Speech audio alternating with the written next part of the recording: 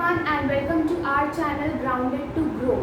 आज हम स्टार्ट करेंगे बिजनेस स्टडीज़ में second part that is from the chapter 9 financial management. तो बेसिकली फाइनेंशियल मैनेजमेंट होती क्या है, इसकी डेफिनेशन को समझने के लिए मैंने जो उसकी डेफिनेशन में दो इम्पॉर्टेंट वर्ड्स हैं उनको यहाँ पे लिख दिया। बेसिकली जो फाइनेंशियल मैनेजमेंट है वो उसका मतलब होता है कि हम फाइनेंस या मनी से रिलेटेड जो भी है उन सब चीज़ों को मैनेज करें। ये तो हुआ उसके वर्ड से जो हमने मीनिंग डिराइव किया। इसकी एक्चुअल डेफिनेशन में क्या होता है, it deals with flow of funds and how to use these funds. मतलब फाइनेंशियल मैनेजमेंट में हम दो चीज़ों से डील करते हैं कि पहला कि हमारे पास फंड्स जो हैं, पैसा जो है वो कहाँ से आएगा, एंड दूसरा कि जो वो पैसा हमारे पास जब आ गया तो उसको हमें कैसे या किस प्रकार से यूज़ करना है। तो अगर हम इसकी डेफिनेशन में लिखेंगे तो हम ये लिखेंगे कि financial management refers to make decisions regarding flow of funds and how to use these funds in short term, long term और एज रिटेन्ड अर्निंग्स। बेसिकली ये जो फंड्स हमारे पास हैं या जो मनी किसी भी ऑर्गेनाइजेशन के पास है प्रोजेक्ट्स में लगाने के लिए, उसको हम कैसे यूज़ कर सकते हैं शॉर्ट टर्म में, लॉन्ग टर्म में या फिर रिटेन्ड अर्निंग्स के रूप में। शॉर्ट टर्म का मतलब होता है till 1 year period, till 1 year. Long term का मतलब होता है मोर देन 1 ईयर, किसी भी प्रोजेक्ट में हम इन्वेस्ट करेंगे। या फिर रिटेन्ड अर्निंग्स, रिटेन्ड अर्निंग्स का मतलब हम किसी भी प्रोजेक्ट में अपना पैसा इन्वेस्ट नहीं करेंगे बल्कि उसे अपने पास एज इट इज़ रखेंगे। तो फाइनेंशियल मैनेजमेंट का मतलब होता है how would be the flow of funds and how to use these funds which are derived from here in short term, long term and retained earnings. Okay, तो ये थी financial management की definition. मतलब financial management किन किन चीज़ों से deal करती है, फ्लो ऑफ फंड से, और उन फंड्स को हम कैसे यूज़ करेंगे।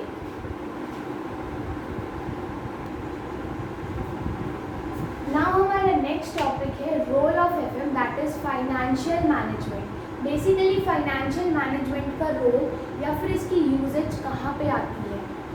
रोल ऑफ एफएम में एक्चुअली क्या होता है कि हम FM that is financial management उसे यूज़ करते हैं for decisions regarding all these. मतलब इन सब चीज़ों से रिलेटेड जब हमें डिसीजंस लेने होते हैं तब हमें एफएम को कंसल्ट करना पड़ता है। फर्स्ट है फिक्स्ड एसेट्स। बेसिकली जो हमारे पास फंड्स हैं, हमें अगर उनसे कोई एसेट परचेज करना है, चाहे वो करंट एसेट हो या फिक्स्ड एसेट। करंट एसेट मतलब जो 1 ईयर में use to be consumed within 1 year, और fixed asset to be consumed within a period of more than 1 year. तो जब इन दोनों एसेट्स में हमें अपने फंड्स को इन्वेस्ट करना होता है तब हमें हेल्प क्या कौन करता है, फाइनेंशियल मैनेजमेंट। नेक्स्ट है लॉन्ग टर्म और शॉर्ट टर्म फंड्स। मतलब फाइनेंशियल मैनेजमेंट हमें इस चीज़ में भी हेल्प करता है कि हमें अपने फंड्स को लॉन्ग टर्म में लेना है या फिर शॉर्ट टर्म में बोरो करना है। मतलब कि जो हमें फंड्स चाहिए वो हमें लॉन्ग टर्म के लिए चाहिए या फिर शॉर्ट टर्म के लिए चाहिए। नेक्स्ट है डेट इक्विटी। डेट इक्विटी में क्या होता है कि फाइनेंशियल मैनेजमेंट हमें हेल्प करती है ये डिसाइड करने में कि हमें जो भी फंड्स चाहिए वो हमें बोरो करने हैं in the form of debt या फिर शेयर्स इशू करके इक्विटी के रूप में फंड्स को अपने पास अवेलेबल करना है। And the last is items of P&L account. Basically जो प्रॉफिट एंड लॉस अकाउंट होता है उससे भी हम फाइनेंशियल मैनेजमेंट के डिसीजंस के तौर पे लेते हैं। बेसिकली अगर हमने सपोज फिक्स्ड एसेट्स में बहुत ज़्यादा इन्वेस्ट किए अपने फंड्स, तो हमारा जो डेप्रिसिएशन है वो भी उसी अमाउंट से इंक्रीज़ हो जाएगा, इंक्रीज़ होगा ना। तो जिस अमाउंट से हमारा डेप्रिसिएशन इंक्रीज़ होगा मतलब प्रॉफिट एंड लॉस अकाउंट में हमारा लॉस बढ़ जाएगा, जिसकी वजह से जो हमारा प्रॉफिट है वो कम हो जाएगा। तो हमें आइटम्स ऑफ P&L अकाउंट मतलब P&L अकाउंट में जो आइटम्स आते हैं उनको भी रिलेटेड फाइनेंशियल मैनेजमेंट से कंसल्ट करना पड़ता है। मतलब हमें फाइनेंशियल मैनेजमेंट किस लिए चाहिए? इन सब चीज़ों से रिलेटेड कोई भी डिसीजन अगर हमें लेना है तो हमें फाइनेंशियल मैनेजमेंट चाहिए।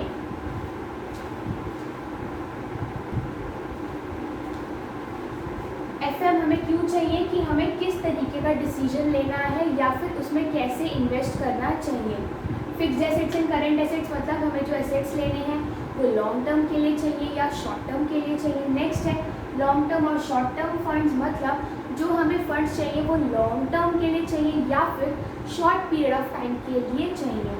नेक्स्ट है डेट इक्विटी। डेट इक्विटी का मतलब कि जो पैसा या जो फंड्स हम बाहर से ले रहे हैं उसको डेट यानी कि बोरोइंग्स के रूप में लें या फिर शेयर्स इशू करके इक्विटी के रूप में ओनर की कैपिटल बना के अपने पास फंड्स को अवेलेबल करवाएं। And the last point is items of P&L account मतलब प्रॉफिट एंड लॉस अकाउंट में जो आइटम्स होते हैं उनसे भी बहुत इफेक्ट होता है फाइनेंशियल मैनेजमेंट पे।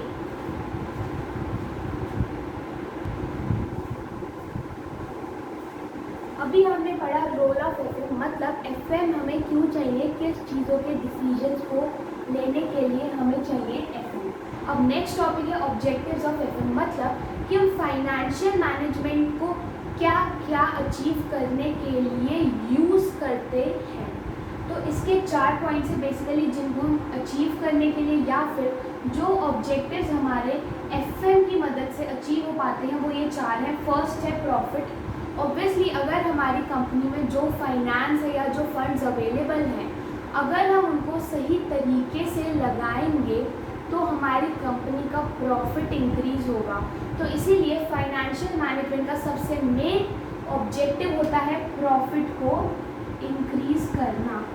नेक्स्ट पॉइंट है लिक्विडिटी को देखना। लिक्विडिटी का मतलब क्या होता है कि शॉर्ट टर्म में जो बिजनेस है, जो कंपनी या ऑर्गेनाइजेशन है उसके पास कितने फंड्स अवेलेबल हैं ताकि वो अपनी डे टू डे एक्टिविटीज़ को मीट कर पाए।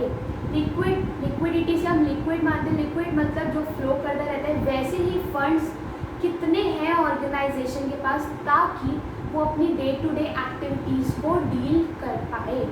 सो दैट इज़ लिक्विडिटी मतलब फाइनेंशियल मैनेजमेंट से हम अपनी डे टू डे एक्टिविटीज़ में जो फंड्स रिक्वायर्ड होते हैं उनको भी अच्छे से मैनेज कर पाते हैं, यानी कि हमारी कंपनी की लिक्विडिटी पोजीशन भी अच्छी रहती है। नेक्स्ट है यूटिलाइजेशन ऑफ फंड्स। ऑब्वियसली ये तो हमने डेफिनेशन में ही देखा कि फाइनेंशियल मैनेजमेंट का काम क्या होता है, फ्लो ऑफ फंड्स कैसे होगा and how to use these funds.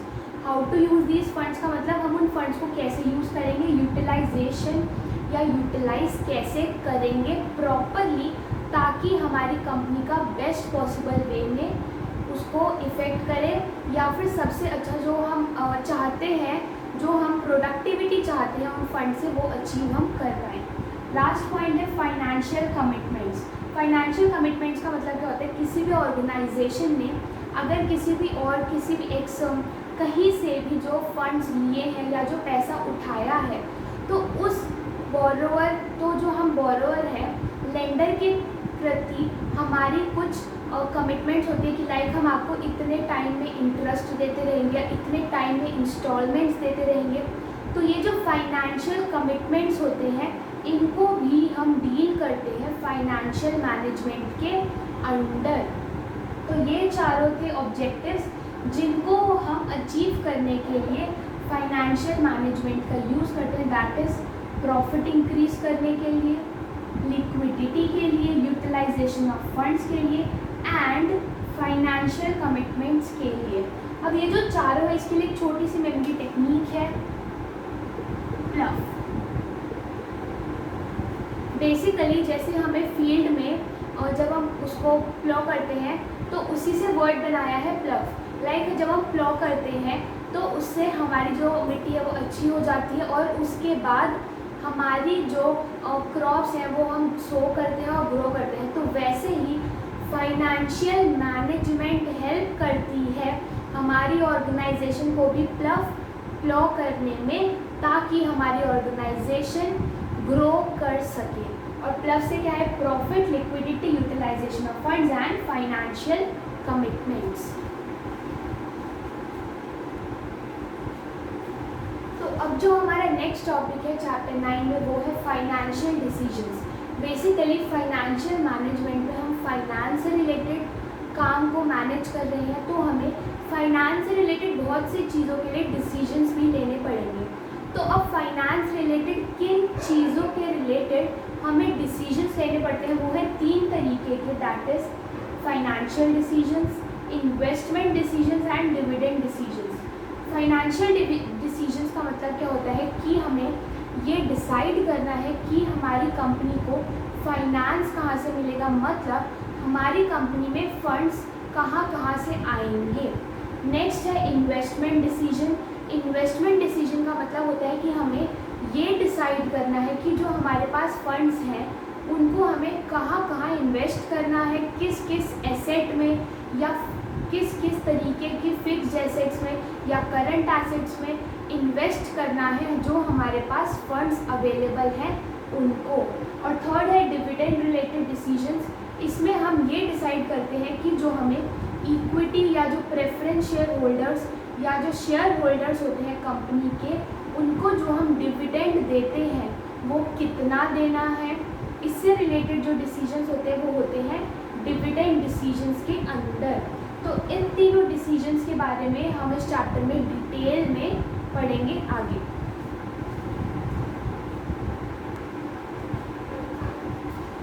तो अभी हमने पढ़ा कि फाइनेंशियल मैनेजमेंट में हमें किन 3 तरीके के डिसीजंस को लेना होता है, that is financial, investment and dividend, जिसकी एक शॉर्टकट मेमोरी टेक्निक में बताना भूल गई थी कि ये जो तीनों हैं इनको आप FDI भी कह सकते हो।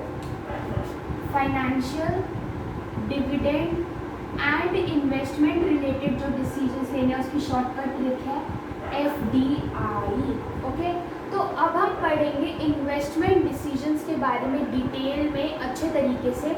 तो सबसे पहले इन्वेस्टमेंट डिसीजन की डेफिनेशन से स्टार्ट करते हैं। बेसिकली इन्वेस्टमेंट डिसीजन के बारे में मैंने क्या बताया था कि हमें ये डिसाइड करना होता है कि जो हमारे पास फंड्स हैं उनको हमें कहाँ पे यूज़ करना है या कहाँ पे इन्वेस्ट करना है जिससे हमारी जो ऑर्गेनाइजेशन है उसे मैक्सिमम बेनिफिट हो। तो यही इसकी डेफिनेशन में भी लिखा है, selecting the best appropriate proposal, मतलब बेस्ट प्रपोजल जो हमारी कंपनी को सूट करे, which will bring maximum benefit to the firm, जिसकी वजह से हमारी फर्म को, हमारी कंपनी को सबसे ज़्यादा बेनिफिट हो। अब इन्वेस्टमेंट डिसीजंस में 2 तरीके के डिसीजंस आते हैं, that is fixed assets related decisions and current assets related decisions. FA का मतलब फिक्स्ड एसेट एंड CA का मतलब करंट एसेट। फिक्स्ड एसेट में जो हमारे मोर देन 1 ईयर यूज़ होते हैं एंड करंट एसेट्स में जो लेस देन 1 ईयर और with in the operating cycle जो एसेट्स हमारे आते हैं। तो अब हमें इन्वेस्टमेंट डिसीजन में 2 तरीके की एसेट्स को लेके डिसीजन करना होता है, that is fixed assets and current asset decision. यहाँ पे जो फिक्स्ड एसेट रिलेटेड डिसीजंस होते हैं उन्हें कैपिटल बजटिंग,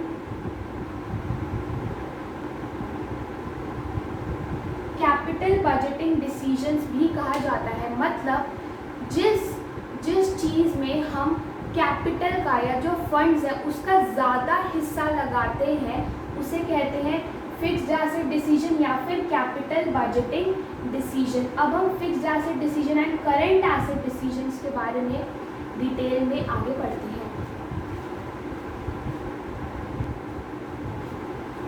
अब हमारा नेक्स्ट टॉपिक है कि जो हमने पढ़ा इन्वेस्टिंग डिसीजंस में 2 तरीके के डिसीजंस होते हैं, कैपिटल बजटिंग और fixed asset related and second is current asset related.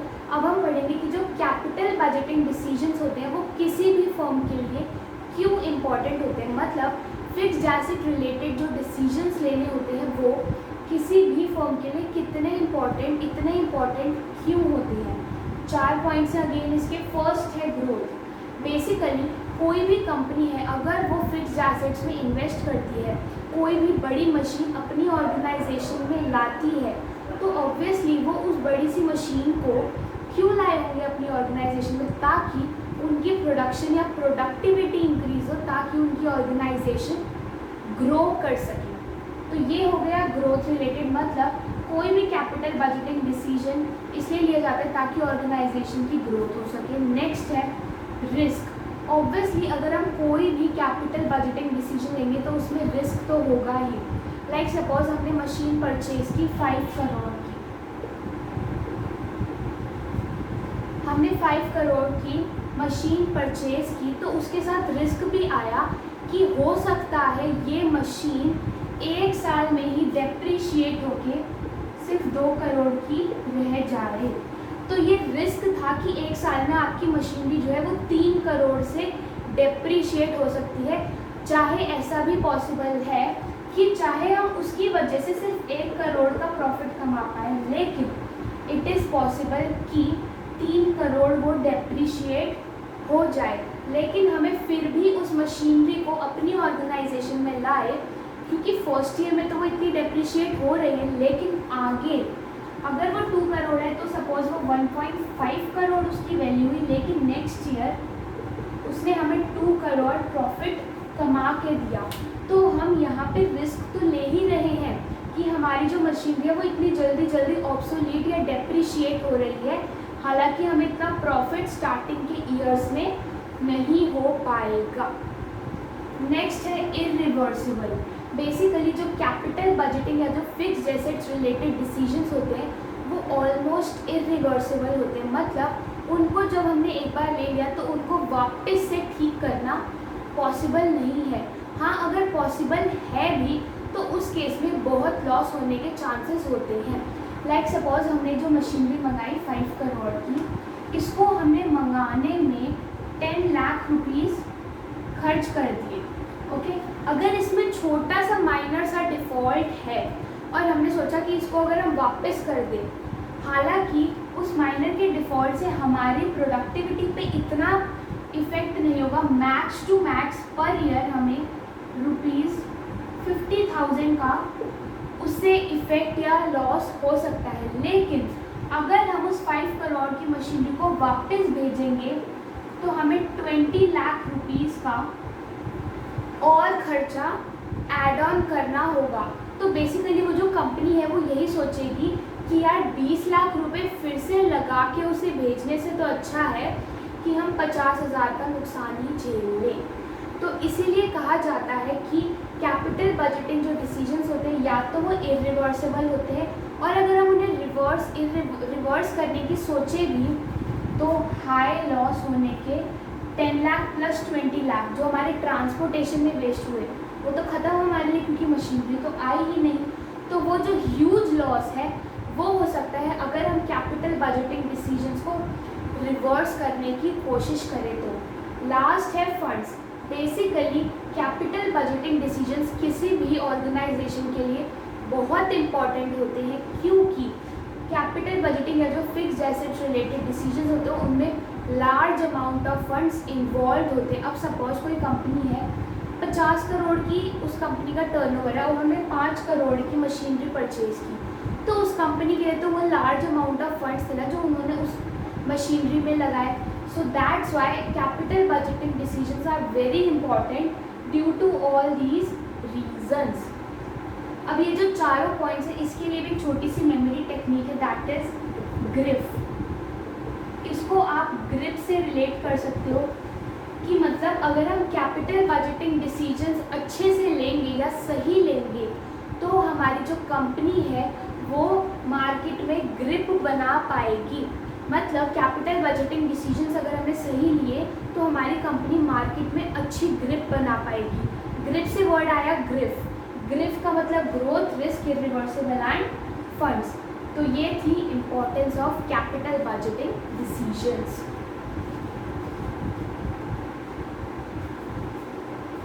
अब जो हमारा नेक्स्ट टॉपिक है कैपिटल बजटिंग डिसीजन से रिलेटेड वो है फैक्टर्स अफेक्टिंग द सीबीडी मतलब capital budgeting decisions.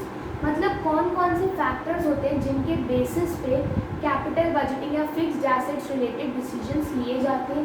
Basically 3 factors हमें दिए गए हैं तो हम इनको डिस्कस करते हैं। फर्स्ट है रेट ऑफ रिटर्न। बेसिकली हम इसके लिए एक छोटा सा एग्जाम्पल लेते हैं जिससे हमें आराम से समझ आ जाएगा।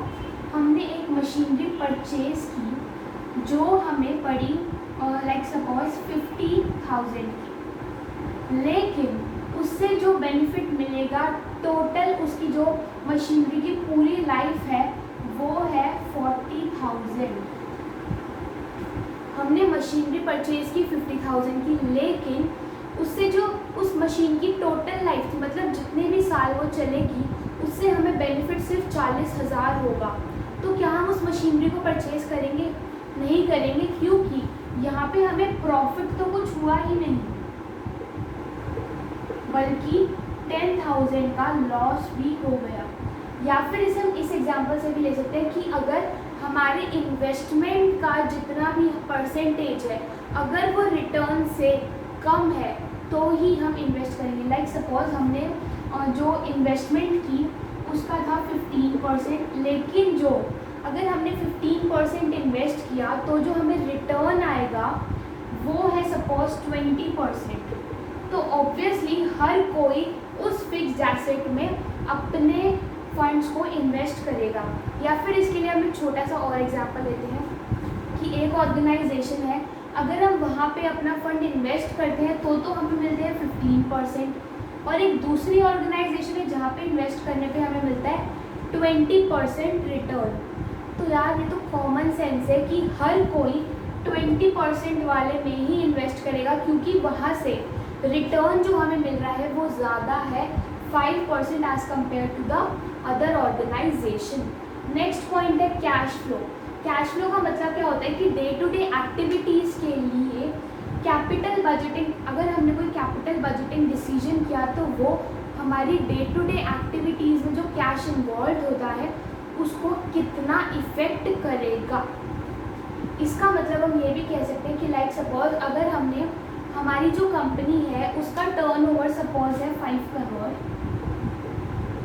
और जो हमने कैपिटल बजटिंग डिसीजन लिया वो था सपोजिंगली 50 लाख का।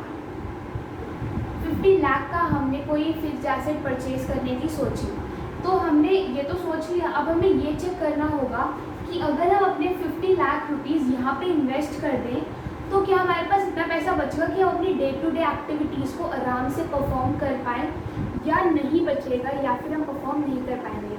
तो हमने देखा कि अगर हम 5 करोड़ के टर्नओवर में से 50 लाख रुपीज़ इनको दे देंगे तो जो हमारी डे टू डे एक्टिविटीज़ के लिए जो कैश रिक्वायरमेंट होती है वो फुलफिल नहीं हो पाएगी, या फिर हम कैश फ्लो नॉर्मल एक्टिविटीज़ के लिए मेंटेन नहीं कर पाएंगे। अगर हम नहीं कर पाएंगे तो हमें उस कैपिटल बजटिंग डिसीजन को या तो थोड़े टाइम पीरियड के लिए रोकना होगा, और अगर हम अपने आप को, अपनी कंपनी को कैश फ्लो नॉर्मल बेसिस पे उसका चल पाएगा, अगर वो इतना इन्वेस्ट कर दे तो वो उस मशीनरी को उस फिक्स्ड एसेट में इन्वेस्ट कर देंगे। लास्ट है इन्वेस्टमेंट क्राइटेरिया। इसका मतलब क्या होता है कि जो हम डिसीजन, जो हम फिक्स्ड एसेट ले रहे हैं वो किस टाइप की है, लेबर इंटेंसिव में है, कैपिटल इंटेंसिव में है, किसी टेक्नोलॉजी में है, या किसी रिसर्च में है, किस टाइप के फिक्स्ड एसेट में हम अपने पैसे को इन्वेस्ट करने जा रहे हैं, ये भी बहुत बड़ा फैक्टर है हमारे डिसीजंस को अफेक्ट करता है जो। तो ये हमने पढ़ा इन्वेस्टिंग डिसीजन में कैपिटल बजटिंग रिलेटेड डिसीजंस के बारे में। अब हम पढ़ेंगे फाइनेंशियल डिसीजंस के बारे में नेक्स्ट क्लास में। तो till then do like our video and subscribe to our channel grounded to grow. Thank you.